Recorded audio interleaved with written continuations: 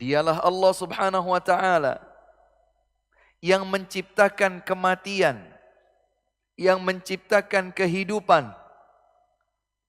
untuk menguji kalian. Siapakah di antara kalian yang paling baik amalnya? Jadi ada suatu predikat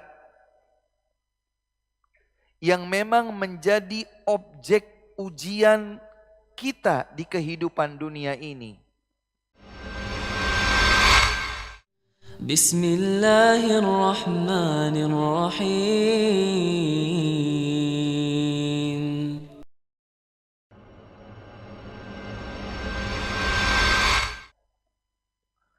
Ustadz, kalau saya tidak tahu kapan saya tutup usia,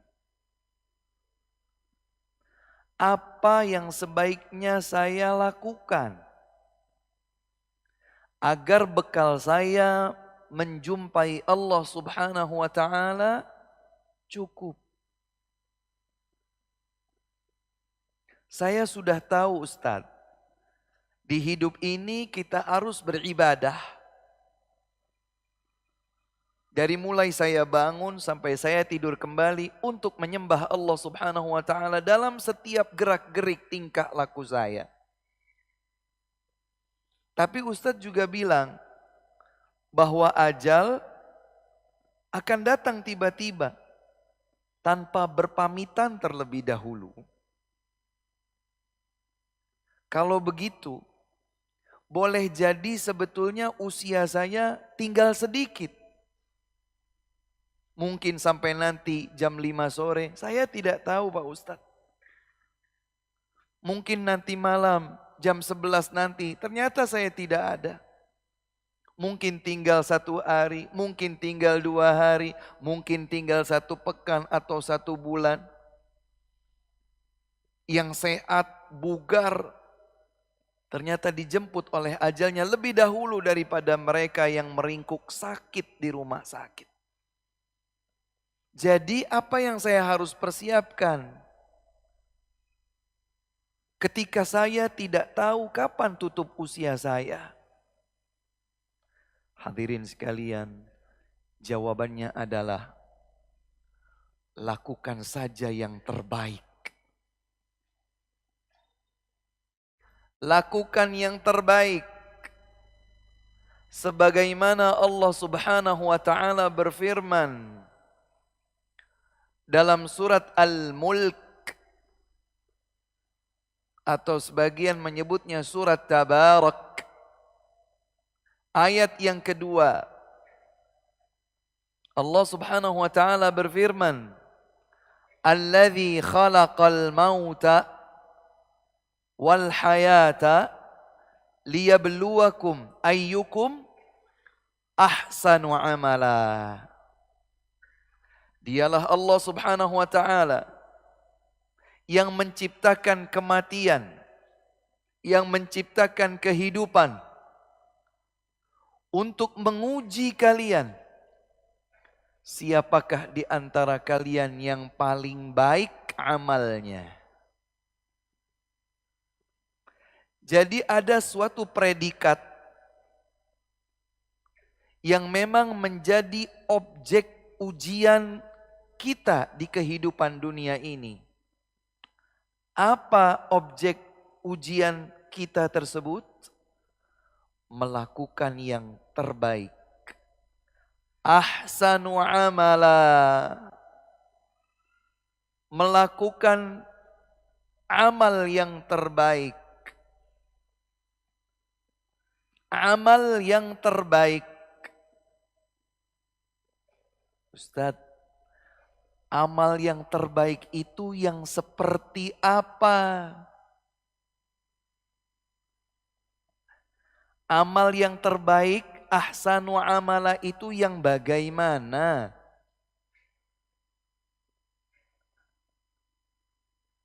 Lihat, seperti apakah para sahabat, para tabi'in, tabi'ut tabi'in, generasi-generasi terbaik umat ini memahami maksud dari ayat tadi.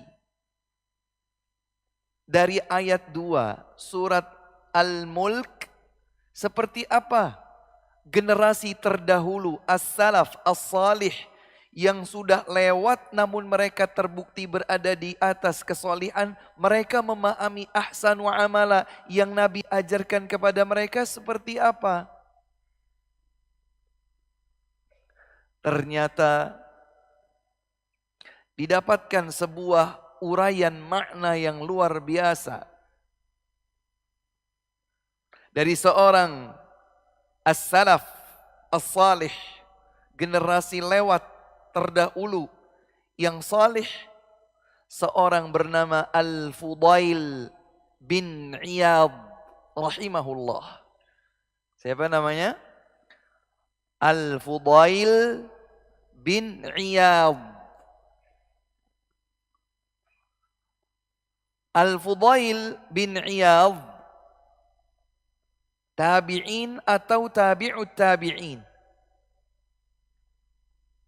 masih di antara generasi terbaik umat ini as-salaf as-salih. Beliau menguraikan makna ahsan wa amala dalam ayat 2 surat Al-Mulk. Kata beliau, akhlasuhu wa aswabuh. Yang paling ikhlas hanya tertuju kepada Allah Subhanahu wa ta'ala. Satu. Aswabuh, yang paling benar sesuai tuntunan Nabi Muhammad sallallahu alaihi wasallam. Hadirin jamaah, Bapak dan Ibu sekalian rahimakumullah. Ini konsep dan kaedah hidup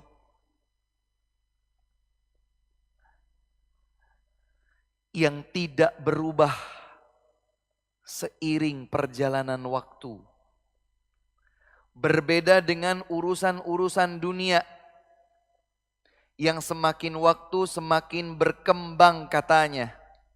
Berbeda menjadi lebih canggih, menjadi lebih cepat.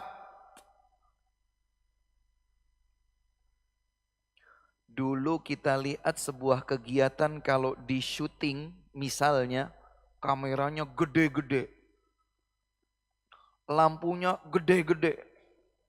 Sekarang cukup dengan yang kecil-kecil saja. Semua sesuai dengan keinginan.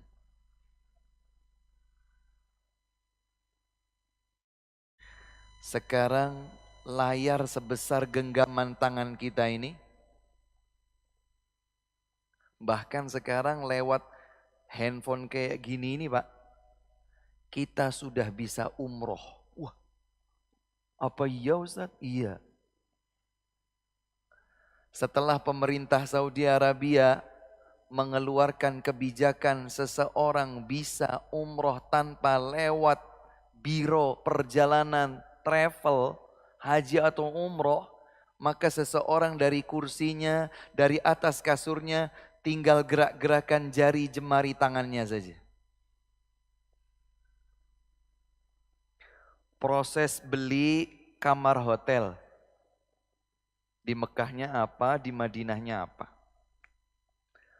Pesan beli tiket pesawat pulang pergi. Pesan bis atau kereta cepat Mekah Madinah atau Jeddah Madinah.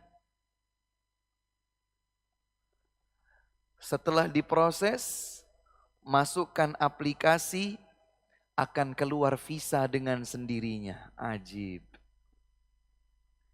Ini urusan dunia. Kebijakan seperti itu, kemudahan seperti ini baru muncul sekarang. Di penghujung 2022, di awal 2023. Urusan dunia mengalami mustajaddat. Ada update, ada upgrade. Berbeda dengan urusan agama. Karena agama bukan produksi manusia. Agama adalah ketentuan Allah Rabbul Alamin.